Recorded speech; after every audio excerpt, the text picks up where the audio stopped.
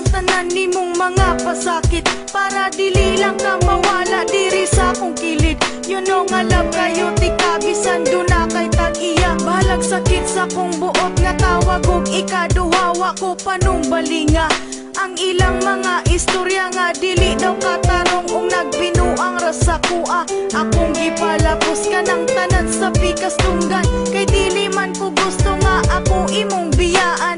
Ako napakabuta sa tanang nahitabo, bisan ako nakabalo nga sige lang mo tagbo-tagbo. Okay ra sa ako ug wala ko nasuko, kay unsaon talagi gigamit ang pagkabugo. Balag unsa nakasakit, grabe nakapait. Kung gusto ka nga makita, mamaligya na gamit. Kung naminaw ka karon sa kanta nga naka-on air, kana nagpasabot na nagkanta si Beth Martir. Tell me, asa ko na sa'yo, ano man nga imo haman kong gitalitan. O nga nung gibiyan mo, ikaw naman untang ko nagkulang sa sobra na akong pagmahal, kasakit ra akong nakuha. Siga na akong mata ug hurot na ang mga luha. Wala na ikahila kay hurot na ang tanan.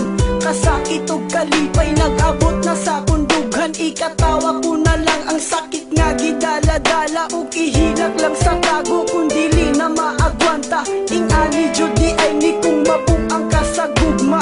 Muhilak mo katawa bisan perti ng sakita. Daghan ang nag-ingon nga martir daw kung dako, ug daghan kong nag-ingon nga ako daw kay bugo. Pero unsaon taman, love man kay nako siya. Kung mawala siya sa ako, dili man ako makaya, dili man ako ma-blame. Ang akong kaugalingon, dili pud nako mapugan nga siya ang pangitaon. Ang ako lang masulti nga ingani ba jud ni, ang akong matagang taman puro sakit permente.